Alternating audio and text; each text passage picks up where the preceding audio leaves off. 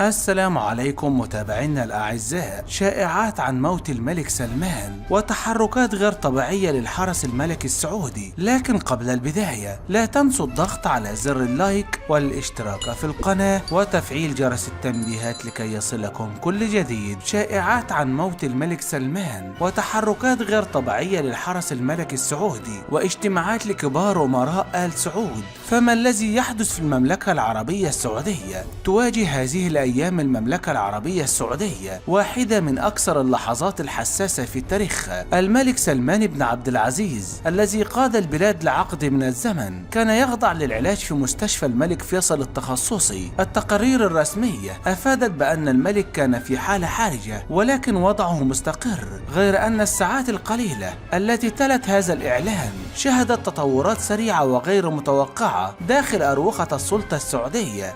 التكتم على وفاة الملك. وفقا لمصادر مطلعة، توفى الملك سلمان بعد صراع طويل مع المرض، لكن ولي العهد الأمير محمد بن سلمان اختار عدم الإعلان عن الوفاة. كان القرار مدروسا بعناية ويعكس استراتيجية سياسية دقيقة. الهدف كان منح ولي العهد وقتا كافيا لتثبيت أركان حكمه وضمان عدم حدوث أي اضطرابات داخلية أو محاولات انقلابية من قبل أفراد الأسرة المالكة. عملية التكتم لم تكن سهلة، تم فرض رقابة مشددة على جميع العاملين في المستشفى مع إجراءات أمنية غير مسبوقة، كما تم إصدار تعليمات صارمة لعدم تسريب أي معلومات حول الحالة الصحية الفعلية للملك. في الوقت نفسه استمر الإعلام الرسمي في نقل أخبار تفيد بأن الملك لا يزال يتلقى العلاج. تسرب الخبر على الرغم من الجهود المكثفة لاحتواء الموقف، ولكن لم يدم هذا التكتم طويلا. بعد عدة ساعات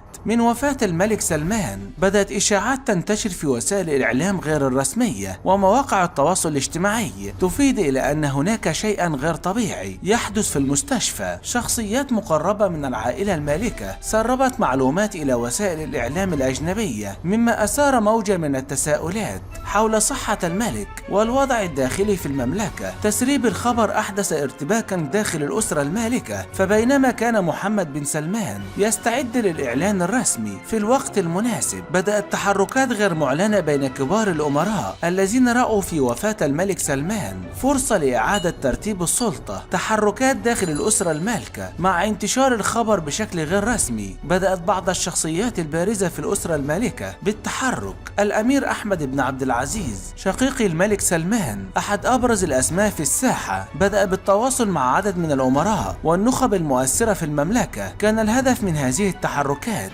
هو تقييم الخيارات المتاحة ومحاولة بناء تحالف يمكنه الضغط على محمد بن سلمان أو حتى إقصائه عن السلطة. التاريخ السياسي السعودي مليء بالصراعات داخل العائلة المالكة، لكن محمد بن سلمان كان قد نجح في تحييد معظم منافسيه خلال السنوات السابقة، ومع ذلك كان الوضع الجديد يتطلب حذرا شديدا. فالعائلات تضم مئات الأمراء كانت على مفترق طرق، والأمير الشاب كان يعلم أن أي تحرك غير محسوب قد يؤدي إلى انقسامات داخلية يصعب السيطرة عليها. تعزيز السيطرة الأمنية. مع بدء هذه التحركات الداخلية، قام محمد بن سلمان باتخاذ تدابير أمنية مشددة. انتشرت وحدات الحرس الملكي والقوات الخاصة في الأماكن الحساسة من العاصمة الرياض والمناطق الحيوية الأخرى. كانت القصور الملكية والمباني الحكومية تخضع لحراسة مشددة، بينما تم تشديد الرقابة على وسائل الإعلام الداخلية لمنع أي تسريب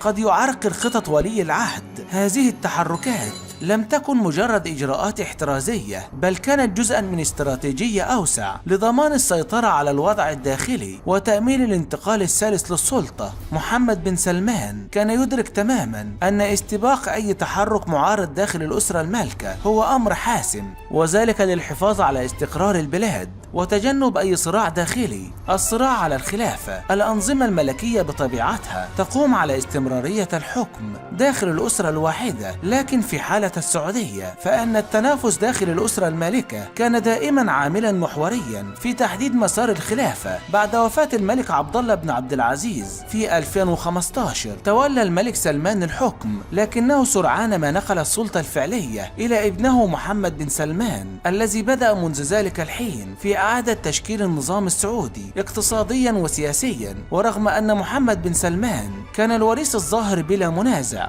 إلى أن إشاعة نبأ وفاة الملك سلمان فتحت الباب أمام تساؤلات جديدة حول الخلافة. بعض الأمراء الكبار أو في ولي العهد الشاب شخصية مثيرة للجدل، خصوصا بعد سياساته الداخلية والخارجية التي أثارت انقسامات داخل الأسرة والمجتمع السعودي على حد سواء. استمرار التكتم. بينما استمرت التحركات داخل الأسرة المالكة، واصلت الحكومة الرسمية التكتم على الملك. كان محمد بن سلمان يهدف إلى تأخير الإعلان الرسمي حتى يتمكن من إحكام قبضته على كافة مفاصل الدولة ومنع أي محاولة للتمرد. التوقيت كان عنصرا حاسما في هذا السياق، حيث كان تأجيل الإعلان يسمح له بالتحضير لإجراءات أمنية وسياسية تضمن انتقال السلطة بسلاسة. السيناريو المستقبلي مع بن سلمان سينجح في تثبيت نفسه كملك دون معارضة، أم أن هناك مفاجآت تنتظر في الأفق؟ المملكة التي ظلت لعقود تتمتع باستقرار نسبي كانت تواجه تحديات داخلية غير مسبوقة قد تؤدي إلى تغيرات جذرية